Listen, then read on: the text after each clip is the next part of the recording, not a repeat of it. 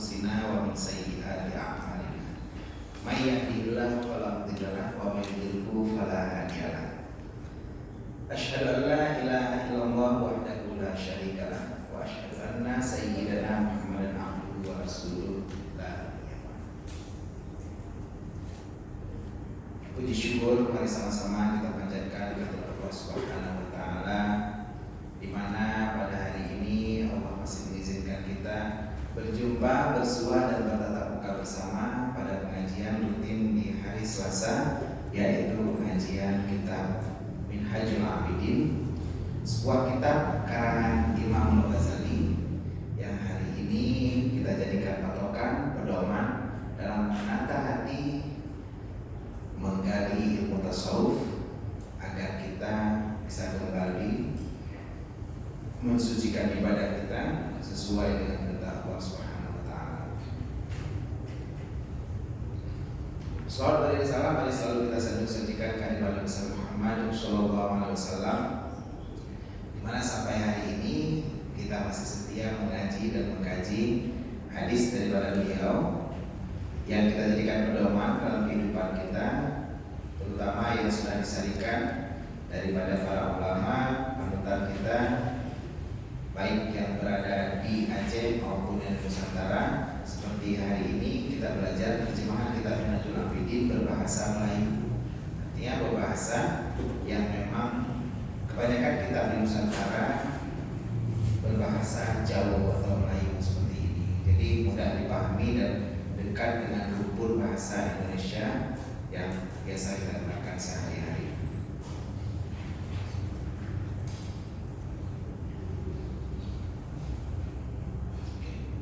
Pengajian minggu yang lalu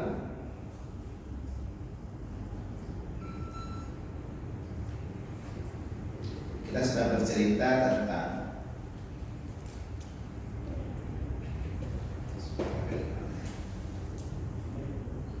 maka tatkala sempurnalah ia ilmu dan pengetahuan dan segala fakta dan bangkit ia saja hendak mengambil dalam ibadah dan menyimpangkan dengan dia, maka tinggi bagi adalah ia mempunyai jinayah, yakni luka dan dosanya adalah hasil kebanyakan daripada manusia.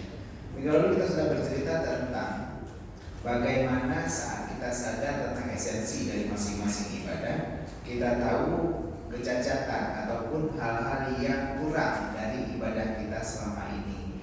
Ada banyak hal yang kurang dari sholat kita, dari puasa kita. Ini yang kita pelajari, dan hari ini Imam Ghazali berkata kepada kita agar kita mulai. Tapi aku berhadap atas ibadah dan aku yang orang mengagungkan atas maksiat lalu berlumur dengan dia, maka wajib pertama atasku bahwa aku taubat kepadanya supaya diampunkan bagiku dosa dan lepaskan daripada tawanannya. Jadi kalau kita mau sempurna daripada ibadah, maka kita harus pertama langkahnya adalah bertaubat daripada dosa-dosa kita. Dan kalau ini sudah kita lakukan, maka insya Allah kesempurnaan ibadah sesuai maratib Minhajul Abidin akan tersampaikan dan dapat kita capai sesuai dengan tujuan kita. Kita mulai pengajian kita hari ini. Bismillahirrahmanirrahim. Qala al-musannifu rahimahullah ta'ala wa nafa'ana bi ulumihi fid dharain amin. Telah berkatalah pengarang, semoga semua kita, kaum ayah dan kaum mak mandu yang berada di Masjid Al-Falah di Aceh, Allah berikan manfaat dengan ilmunya pengarang baik dunia maupun akhirat. Amin amin ya rabbal alamin. Maka berhadap di sini mengubah taubat, maka berkehendak ia tiada mustahil, yakni tak dapat tiada kepada memutuskan dia supaya sampai kepada barang yang maksud daripadanya, maka mengambil ia pada yang demikian dengan mendirikan taubat yang shadiqah di dalam hukumnya, yakni rukunnya dan syaratnya hingga diputusnya akan dia.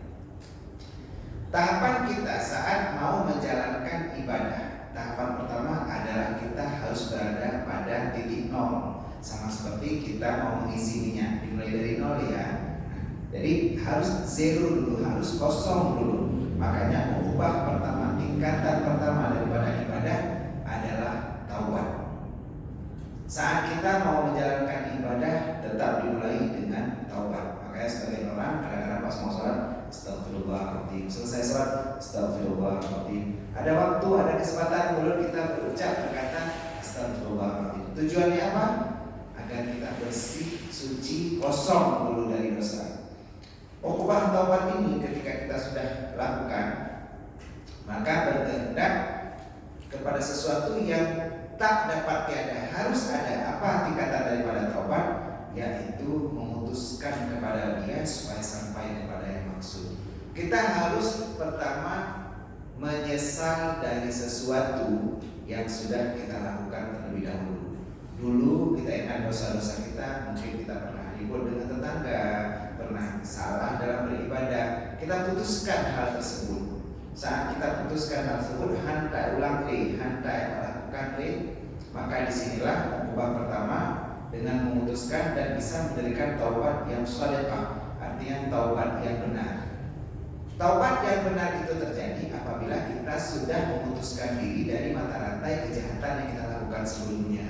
Makanya tidak ada istilahnya taubat sampal. Dulu kita bilang nggak mau makan sampal, hampir dari baju ataupun saat kita makan sampal, hampir dari baju karena pedas sekali. Tapi sehingga model ada baju belum terdalam sampainya. Kenapa? Kita berulang kembali melakukan dosa-dosa yang sama. Hari ini kita melakukan dosa, misalnya kita berantem dalam keluarga, karu dengan karu dengan anak. Urutnya udah nyesal saat ada lalu anak kita menangis meratap ujung Sako bintik, mungkin nangis dia sendiri, kita nyesal. Oh maaf udah karena kita menyesal dan menyesal. Besok dia telah pulang sekolah, dia hilang buku di sekolah, dia kotor baju di sekolah, kembali kita marahin lagi. Nah, ini tidak memutuskan mata rantai dan tidak menjadi taubat yang shaliqah dalam rukunnya, yaitu rukun dan syaratnya. Artinya tidak sempurna rukun taubat apabila tidak kita penuhi semua hak-hak daripada taubat tersebut. Apa persyaratan dari taubat? Seperti kita sering utamakan, yang pertama istighfar. Saat kita mau bertobat, pertama mulut kita mengucapkan astagfirullahaladzim, itu yang pertama. Kedua, menyesal atas dosa yang pernah kita lakukan. Kita tadi terlambat sholat, asarnya sudah dekat maghrib misalnya. Dosa. Tapi saya sholat, cuma sudah dekat maghrib. Dosa karena sudah memperlambat waktu sholat. Itu dosa. Jadi menyesal dengan yang sudah kita lakukan. Yang ketiga, berjanji tidak akan mengulangi lagi. Syarat taubat 3. Pertama istighfar, kedua menyesal atas dosa-dosa dosa kita, ketiga berjanji tidak mengulangi lagi. Kalau dosa itu terkait dengan dosa pada manusia, pada Allah. Tapi kalau terkait dengan manusia, ada 2 hal. Kalau itu terkait dengan hak manusia, pertama minta maaf. Harus minta maaf kepada orang tersebut dan yakinkan bahwa dia mengetahui dosa yang kita lakukan terhadapnya. Tanya lagi ke gua, pengen maaf betul. Engkau lagi maaf menurut kegerakan dan banjir misalnya. Sampaikan. Kalau dia maafkan, ya maafkan. Kalau enggak, saya baru maafkan. Ya kada belum, Honda Vario belum terbawa. Harus pergi. Kenapa? Saat nanti dikonversi di hari akhirat, anak berbeda. Urutnya gara-gara tanya urut pakai dalam tangga. Urut terpegang pak berumah kumpulan debu. Lakoron sang puno deni. Padahal sang puno deni kebanginan tadi. Padahal bukan suami dia. Tapi gara-gara mulut kita orang berantem sampai jadi. Duduk dalam jemaah. Dan pemaaf dong. Orangnya kan yang betul pak. Bermotor belum. Si suami yang mengkonversi nilai dosa kita, nilai kesalahan kita sampai istrinya bisa jadi, mungkin dia baru maafkan kalau dulu dia maaf, tapi minta darah baru lagi belum yang tadi baik-baiknya. Paham tak? Seandainya tanya orang kawin mungkin baik-baik tanya, yang tadi tanya, tingkat yang tadi anak itu tadi anak mungkin itu yang tadi. Posisi ini bagaimana kita menutupi dosa kita. Kenapa? Kalau ini tidak tertutupi, urangnya ada kemah, ada tidak kemah, dia tak juga. Gara-gara ada mungkin urang lain masuk penjara, hanya ojek kecuma, hanya ojek kegibus, sehingga begitu orang lain masuk penjara di Pak Jamal mungkin di RP besok alhamdulillah bersama Pak Jamal kita mungkin akan beraudiensi dengan Indonesia Islam untuk membuat pengajian di Dayak atau di lapas sama Pak Jamal. Gara-gara kita orang lain masuk penjara, uronyo hendak kemah, sehingga di padang mahsyar dipajangkan, dipaparkan layar wilayah. Seluruh kehidupan kita dari pertama wah lahir dan nyom sampai meninggal la ilaha illallah mandung lemah. Semua sudut CCTV. Hari ini Medan misalnya, kota Medan sudah menerapkan tilang etle versi mobile. Artinya polisi kemana-mana itu waktu jadwal Honda udah anak pakai itu udah salah jalan dipoto, dicek PR-nya, dikirimkan ke orangnya kalau ada data, kalau tidak ada data, sehingga pokoknya STNK bermasalah. Nah, jadi itu artinya CCTV ada di mana-mana. Kita nggak sadar. Minggu yang lalu, 2 minggu yang lalu, tetangga luar ngepek, ibu pek ketabrak orang meninggal, bawa mobil ketabrak orang meninggal. Beliau saat itu komplain, oh ini mau Hondanya yang salah. Ternyata beliau nggak sadar kejadiannya di depan warung kami. Di bengkel depan warung kami itu ada CCTV. Jadi ketika ini terjadi dibuka CCTV. Karena saya harus sadar ternyata sekeliling kita ini banyak CCTV, banyak rumah yang sudah pasang CCTV. Begitupun dengan kehidupan kita. Di samping kita ada 2 satelit CCTV yang mengambang, yaitu Rakib dan Atid, dan mencatat semua yang terjadi, baik digerakkan dengan tangan, dengan kaki, dengan mata, dengan mulut, dengan hidung, dan seluruh anggota tubuh sampai hati dan yang bergerak begok aja dikopal ini. Nah, semua yang terjadi di hati kita tercatat, teranalisis oleh CCTV yang super akurat ini. Besok dipantau semua dari berbagai angle, dari point of view berbagai sudut, dari depan, dari belakang, dan semua pelangkau likut pindah kamera, dan tidak kok dan cukup dari view pindah kamera, dari ada pakai kok dari view pindah kamera, berbagai sudut muncul, berbagai view. Dan doang CCTV kalau nggak tahu boleh masuk ke ruang imam sebelah sini. Di ruang kita di sini ada CCTV, beberapa CCTV yang bisa memantau pergerakan jamaah di sini. Makanya kalau ada jamaah yang impor negerimu, yang hijau silau, yang salah jauh silau kok, semua terpantau di CCTV sini. Berbagai angle, ada berbagai sudut. Hampir rasa konyol, rasa gojek. Akhirnya semua sudut terpantau gerakan kita. Mungkin Muhammad bisa pantau dari CCTV kita. Nah, bagaimana kehidupan kita terpantau? Uronyo anak lagi kita menang. Udah hidupku sampai meninggal udah hanya sok belum kita penjara.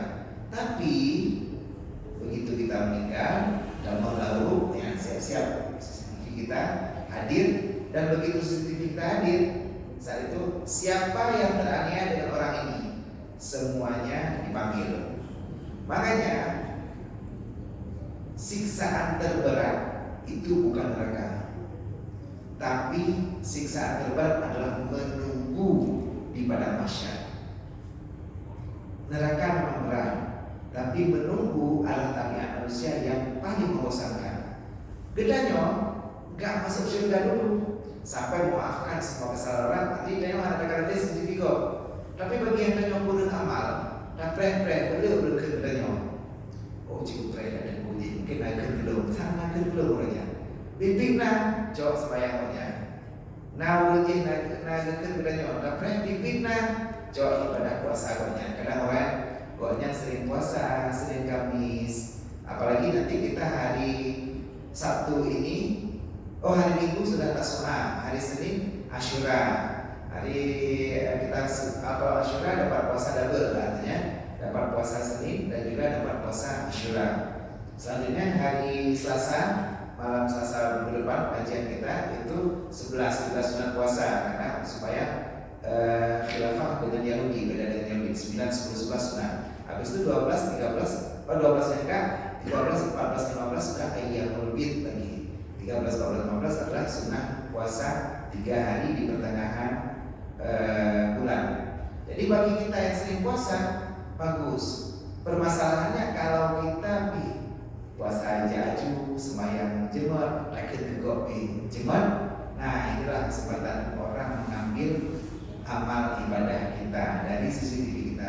Selama kita tidak mau beranjak dari padang mahsyar itu, maka kita bisa melihat berbagai orang. Contoh, uronyo ada presiden kita, Bapak Insinyur Haji Joko Widodo.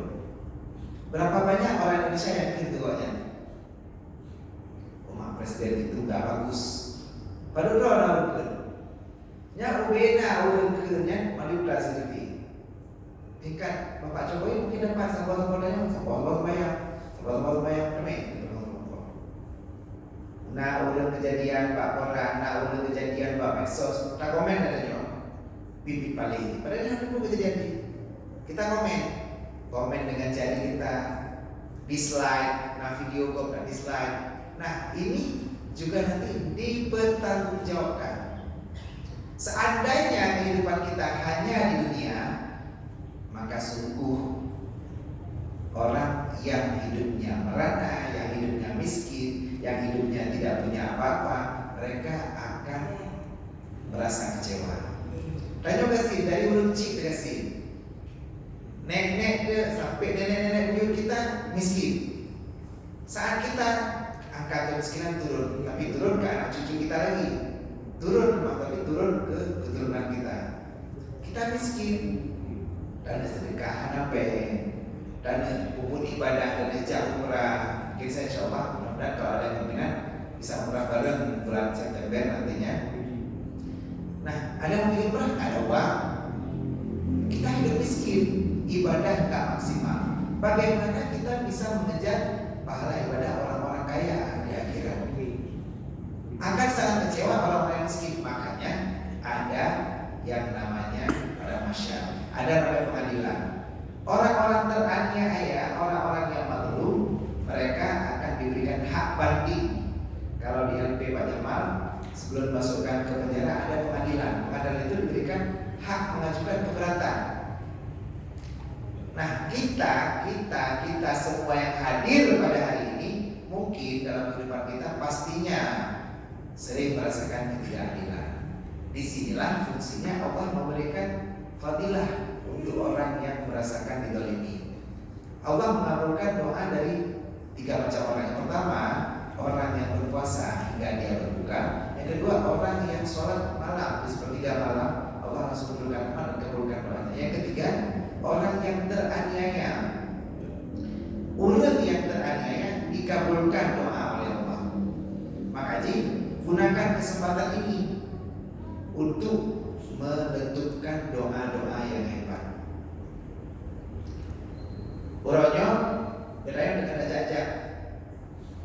Ajak mendapat tiba-tiba saat ajak sampai najo lagi musim hujan lagi ijak Honda atau ijak Honda vum ijak ipa de ijak keluar dari jauh sih ipa de baca itu kita terdalimi walaupun belum tentu orang tersebut dosa kita terdalimi.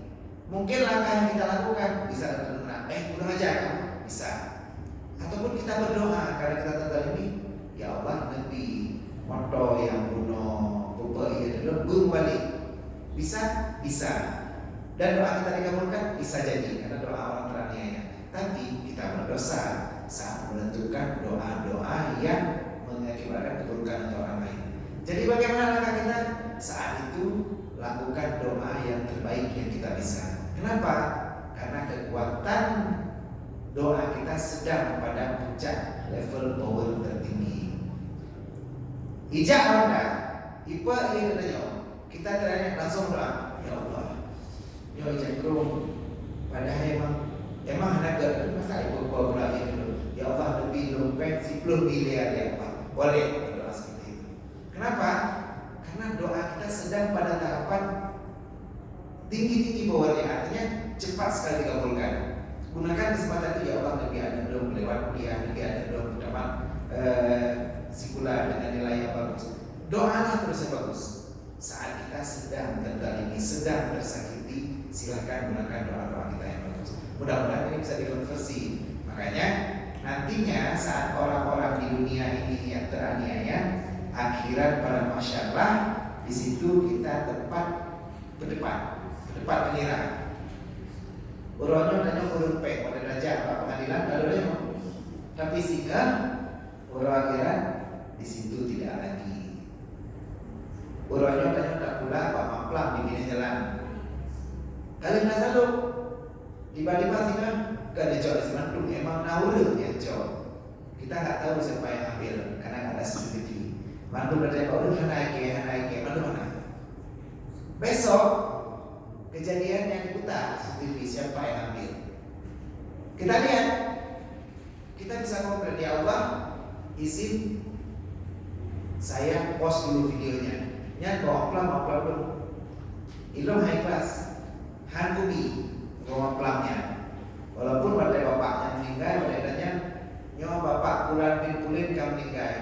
Pokoknya mungkin nak berdaun dengan berdoa, mungkin nak salah silap kata, bukan aku maaf, kah? Ilmu belum maaf, tapi yang udah pucuk orang pelan belum. Ada lagi rumah, pelan tak ada rumah. Cukup kita jaga, kita rawat, baik hijau lebih binatang, tapi diambil oleh dia, saya nggak maafkan. Akhirnya orang ini harus kembalikan pelan depan itu cok pelan kepada masyarakat. Punai pula pelan sampai seorang sakit tidak ada. Akhirnya dia harus kembalikan dengan amalan dia. Ambillah sholat dia. Dia nggak ada amalan, ambil dosa kita berikan kepada dia.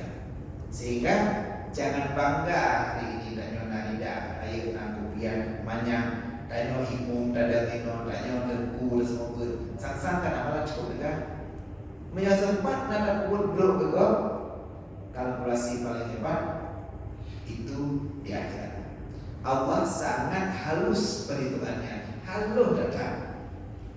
Makanya disinilah dibilang kalau kita punya dosa, ayo bertaubat dengan taubat yang sebenar-benarnya. Kalau ada hak orang lain, pertama minta maaf. Yang kedua, syarat taubat apabila menyangkut dengan hak manusia, bila ada barang yang terambil, kembalikan. Mungkin kita sering dengar hikayat urang abid ulama ahli tasawuf yang dengan teman Pak Krum tiba-tiba hanya bawa jape nyoba arah apa juga cerita bawa arahnya hanya bawa jape saat hanya di sungai karena beliau lagi mandi dan hawa kalian bawa jape dia ambil bawa jape ini lalu dia makan karena dia pikir anak bawa jape hanya ini kalau belum di sungai dia ambil dia makan. Setelah dia makan baru teringat pohon jambe pasti ada pohonnya, nggak mungkin kalau ada semangka berdaun sini, nggak mungkin ada jambu yang turun dari langit, nggak mungkin. Pastinya buah jambu ada pohon jambunya. Pohon jambu pasti ada yang punya, karena jambu bukan tanaman yang tumbuh sendiri, tapi harus ditanam. Akhirnya beliau gak sedar dalam diri so yang Pak Jambe. Karena saya harus minta maaf ini. Saya sudah makan jamnya walaupun setengah. Ibarat logo Apple, iPhone, Apple yang teringkit sebelah. Nah ini Pak Jambe bukan sebelah. Akhirnya dia mau kembalikan ataupun minta maaf. Yang pada bayi. Ini sifat warak. Kenapa kita takut apabila mencok barakok tanpa izin? Lagi ceritanya mencok silokok dan sembahyang tanpa izin berdosa. Mencok barakok kadang-kadang ada barang yang boleh di tes, misalnya double jeruk. Silakan Bu mau dites. Tes boleh tapi biasa sebelah jeruk atau satu jeruk maksimal. Bedanya sekilo lah bajunya ada setengah kilo. Itu juga mendalimi hak orang lain. Makanya beliau ulama ini akhirnya menyusuri pinggir sungai mencari siapa pemilik jambu ini. Sampai di pinggir sungai ada si bapak jambe yang menurut dia kayaknya ini jambunya yang paling dekat dengan sungai dan mungkin disinilah batang yang dahan yang jatuh pohon jambunya. Gak sedar lampunya dapat begitu dapat lagi maaf belum dikerun kalau ada jambeannya kayak aja jambe waktu belum lagi maaf kalau lengkap padu bayi kata beliau Lo harus dulu Melayu. Kan lo Melayu pada gue jaga lo ribe, buat ribe. Saya bayar, saya ada uang. Gak mau, saya gak mau mengikhlaskan jambu saya untuk dibayar. Dan jambunya sudah saya rawat seperti merawat anak sendiri. Bagaimana kaca kedelai Malika dirawat menjadi kecap bango seperti anak sendiri. Ini begitu juga jambunya kalau merawat cukup clean. Saya gak akan izinkan, gak akan ikhlaskan jambu saya dimakan oleh orang. Tetap kalau bunga nyonya lo han mengerti, han tenang hati. Baru lo menyodron kawin dengan anak darah lo. Nyan baru lo kagak wajibnya. Bagara-gara wajib ucapnya kawin anak darah lo. Kipan anak darah lo cukup grogi. Anak gadis saya, anak gadis saya jelek sekali tampaknya. Anak gadis saya tidak punya tangan. Anak gadis saya tidak bisa ngomong karena bisu. Anak gadis saya buta matanya dan anak gadis saya tidak punya kaki. Tapi Drone harus tanggung jawab gara-gara pajak sikan macam belum payah kawin dengan itu. Anak itu tetap Drone harus kawin dengan sikan. Apa boleh bau? Apa boleh buat? Akhirnya beliau terpaksa harus menikah dengan anaknya yang beliau tidak lihat sampai tiba malam pertama. Ijab kabul anak kalian, anak darahnya. Malam pertama tiba, buatnya kan itu. Kiban cara yang kawin dengan si lawan darah yang anak dari buta, bisu, tanpa tangan dan tanpa kaki. Kaki pikir alakan, kanjai, belum. Doa yang kuat hancur. Kamu harus belah duren malam pertama kita harus lakukan. Kamu. Sampai rakaman, tok. Assalamualaikum. Waalaikumsalam. Kok ada yang nyawa? Katanya bisu. Masuklah di dalam. Ternyata di dalam sudah menunggu wanita yang cantik cerita bagaikan bidadari seperti ibu-ibu yang hadir pada malam ini. Alhamdulillah tari sekali. Tari sempurna sekali. Cantik sekali. Jadi begitu dia komplain, pakai bukan penolongan tadi, anak mata, anak aki, anak jaro, anak bibi. Kenapa seperti itu? Ternyata anaknya memang tidak pernah keluar dan tidak ada yang lihat, sehingga ya memang tidak ada tangan karena tidak pernah memegang barang orang lain yang bukan haknya, tidak ada kaki, handal biasa tidak punya mulut, handal bikin tegok, tidak punya mata, tidak pernah melihat sesuatu yang salah dan dosa. Dari mulut dipingit.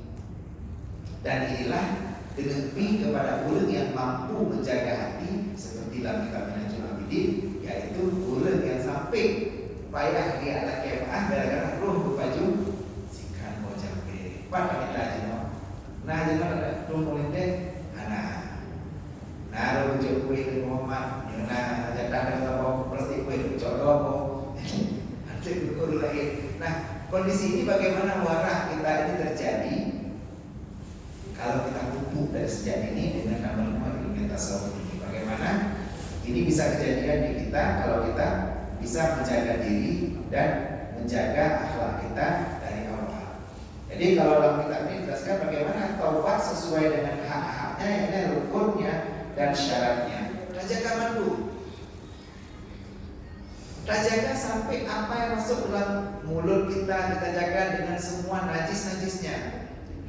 Bagaimana Jino dan baju mie, lalu tak pesan mie udang misalnya.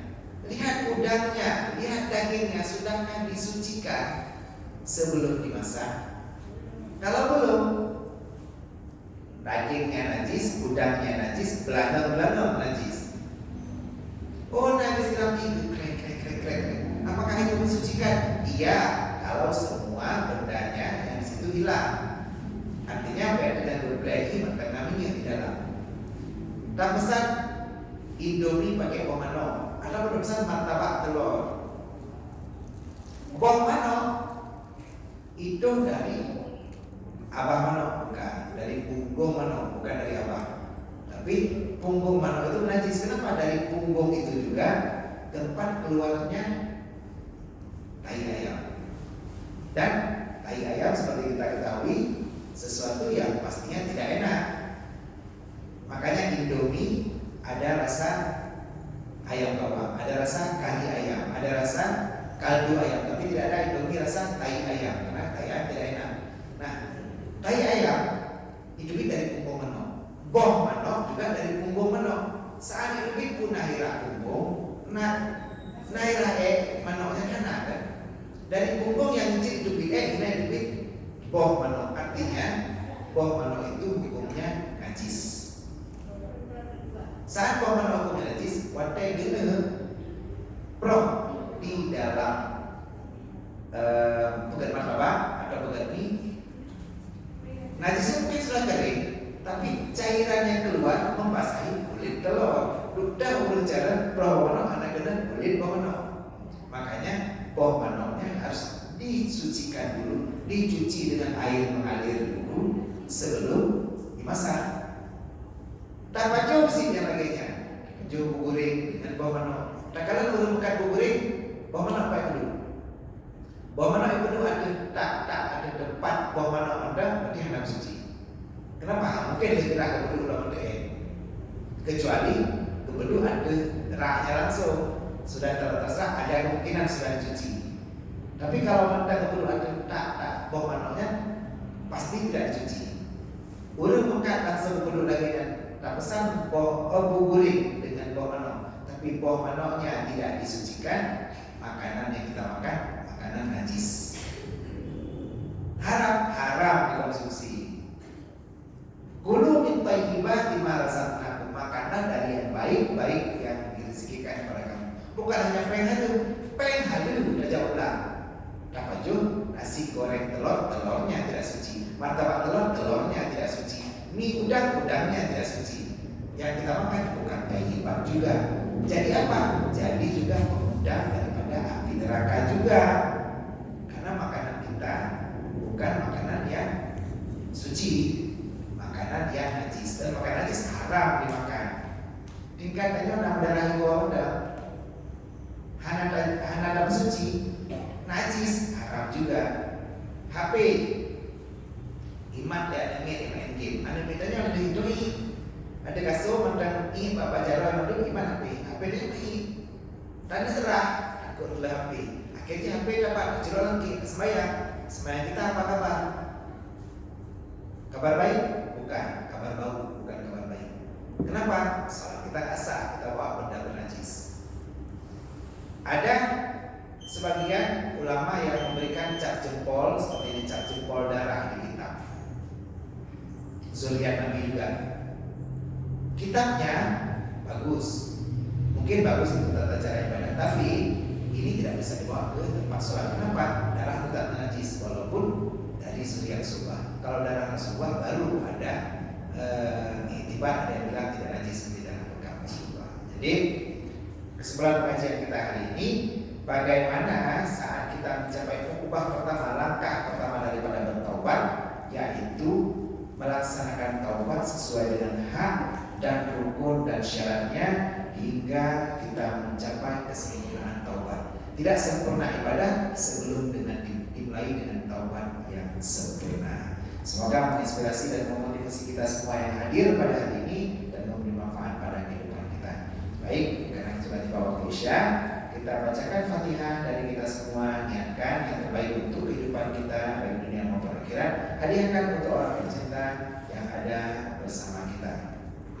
Ila hadratin Nabi Mustafa Rasulullah sallallahu alaihi wasallam wa ala alihi wa azwajihi wa dzurriyyatihi ajma'in wa ala kulli sahabati wa tabi'in wa tabi'in lahu bi ihsan ila yaumiddin wa ala abaina wa ummahatina wa qul hajatina ya Allah bi barakati Fatihatil kitab ala hazihi wa Salihah, yang ketiga Haji Tengku Alifullah bin Muhammad Jafar, Haji Aminuddin bin Haji Hamzah, Ustadz Aidin Ali bin M Ali Banta, Muhammad Husain bin Mahmud, Jamaluddin bin Ishaq, Rasnizar bin Muhammad Daud, Baihaqi, Iskandar bin Muhammad Yusuf, Asmariyani bin Asribe, Nursyah bin Basyar, Amir bin Tuku Abdul Manaf, Muhammad bin Yusuf Umar, Majid bin Marzuki, Sofyan bin Alamsyah, Iskandar bin Zakaria, Nurdin bin Ahmad, Ismail bin Abdullah, Muhammad Isa bin Gade, Rayani bin Radali, Nadira Fatana bin Rayani, Wahyu Saputra bin Kusmi, Ismail bin Yusuf, Ahmadi bin Budiman, Ibrahim bin Muhammad Syah, Abu Stamar bin Muhtar bin Muhammad Daud, Taliyah binti Muhtar, Muhammad Anafiah bin Usman Bransyah, Misna binti Qasim,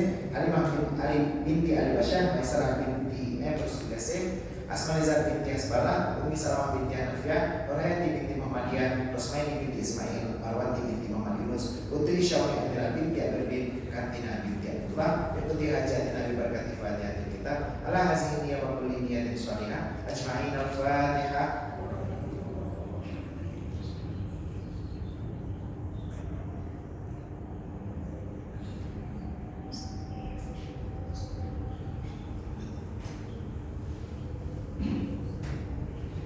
Terima kasih atas segala perhatian, mohon maaf atas segala kekurangan. Assalamualaikum warahmatullahi wabarakatuh.